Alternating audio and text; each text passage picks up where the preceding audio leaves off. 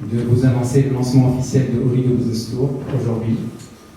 Je tenais tout d'abord à vous remercier d'être parmi nous aujourd'hui pour partager cet événement majeur qui va s'étaler sur la fin du dernier trimestre 2015 et toute l'année 2016. Je parlerai rapidement après de Business Tower, mais je souhaiterais inviter M. Ken Campbell, le DG d'Oligo, pour le mot de bienvenue. Merci monsieur, Sabah Khair. Bonjour à tous.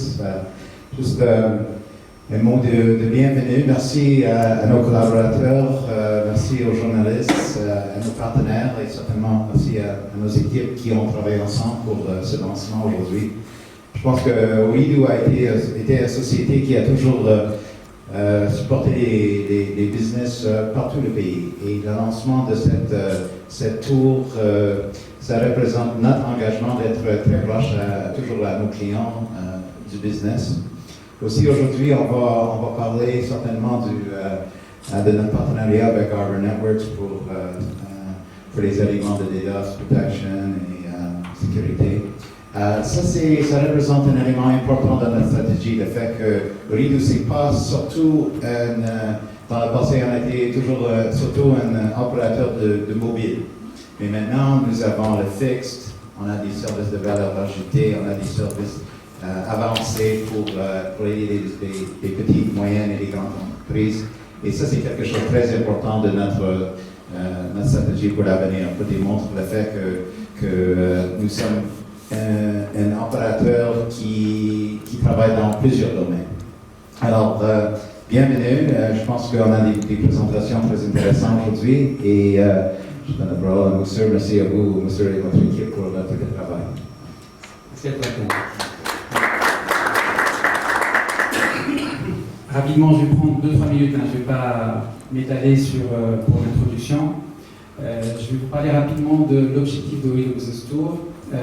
L'idée est venue suite à plusieurs rencontres et échanges avec nos clients.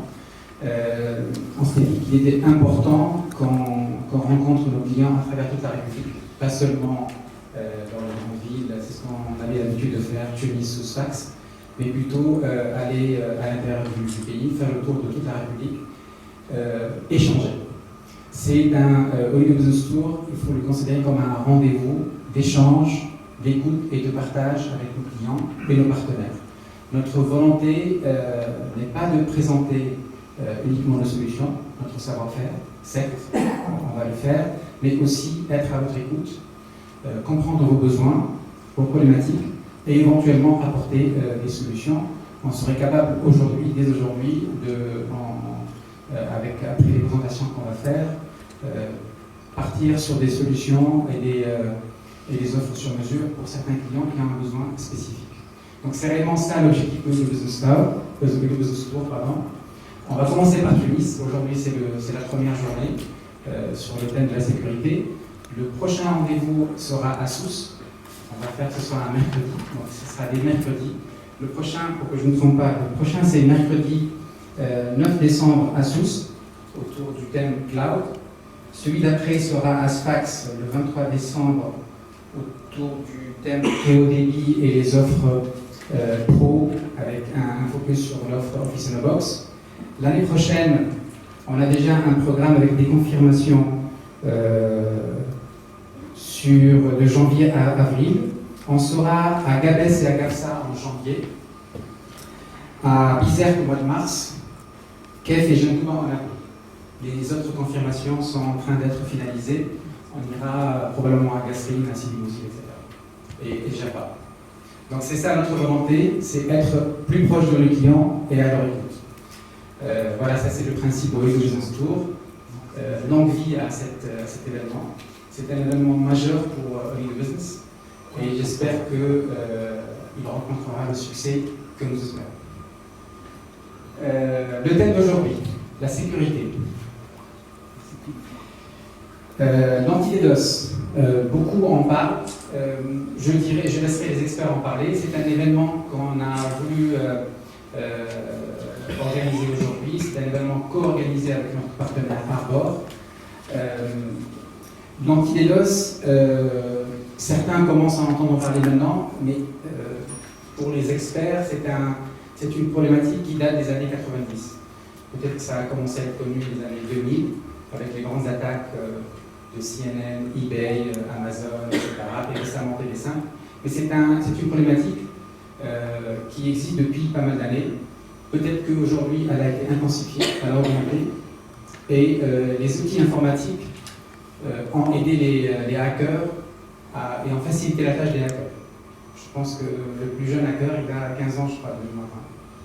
Il a pris 6 mois de prison, pas en prison, mais dans un centre d'éducation. Donc c'est quand même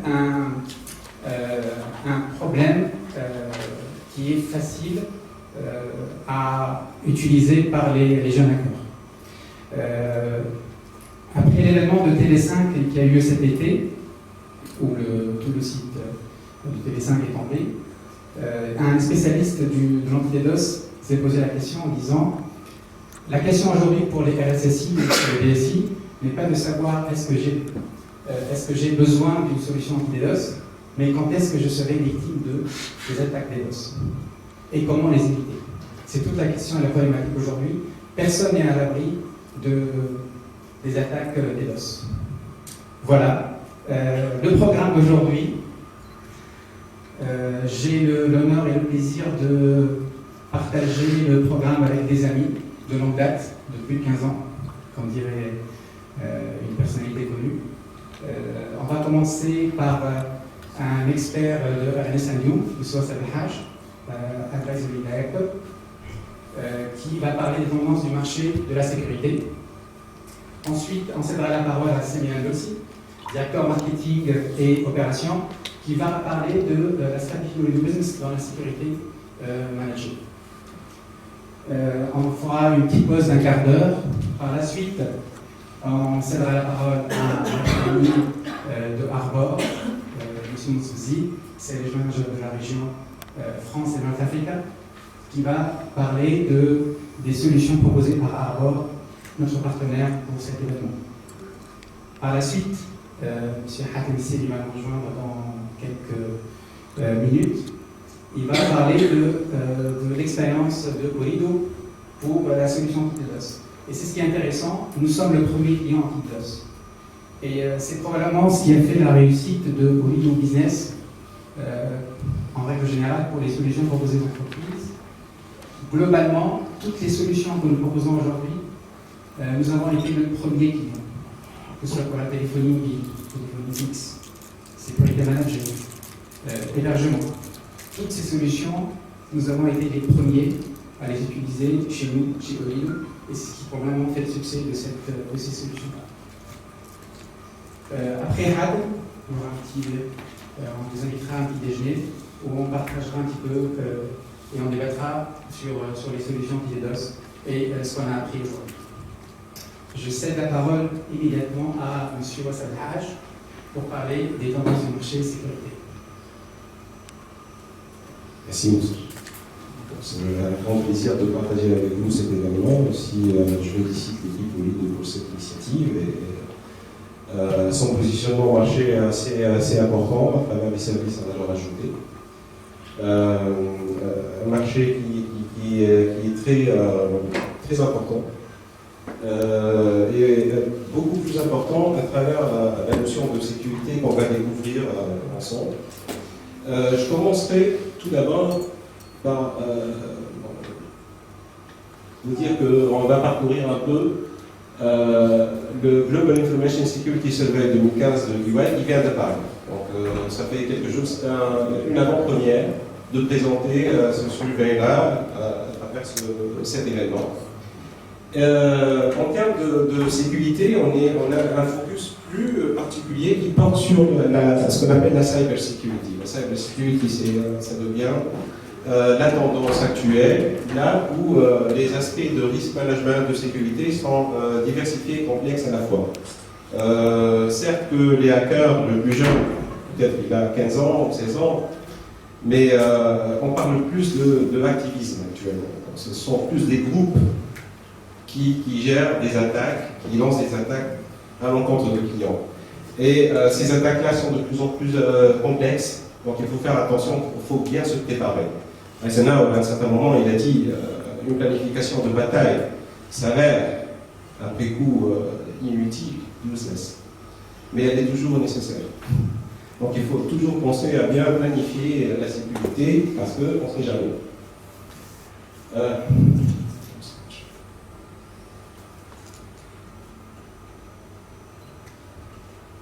Voilà, donc on va parcourir quelques aspects rapidement, hein. C'est très délicat, c'est pas facile du tout de parler d'un tel sujet en si peu de temps. Donc on va essayer de faire ça quand même.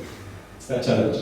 Donc on va parler des attaques avec ce qu'on appelle l'apparition du monde digital. Donc l'économie dans laquelle nous vivons, c'est une économie de plus en plus digitale. Les clients bancaires ou autres, ils sont dans une mouvance, en pleine mouvance digitale, là où il y a où la technologie d'information et de communication elle est prépondérante en tant que composante, mais aussi l'organisation humaine autour de ces technologies d'information et de communication, elle devient de plus en plus, disons, proactive plus que réactive. Un changement de configuration de valeur de l'industrie dans laquelle on est. Le bancaire, par exemple, il est plus dans l'accompagnement, le conseil, plus que le transactionnel, etc. Donc il y a cette mouvance qu'on observe, nous observons autour du monde, et qui est une mouvance confirmée. Et c'est une mouvance, c'est une vague qui va atterrir certainement en Tunisie, qui est en train de s'acter sur notre marché. Voilà, donc notre surveille. Si on résume un peu ce qui se passe, donc cette enquête-là a été organisée, lancée sur une population aux alentours de 800 personnes, réparties sur 67 pays. Bon, on va voir un peu, d'une manière très brève, un peu les résultats. C'est que nous avons constaté que les clients autour du monde s'organisent mieux autour de la sécurité. Il y a plus d'investissement, il y a plus de awareness, etc. Mais ce n'est pas suffisant.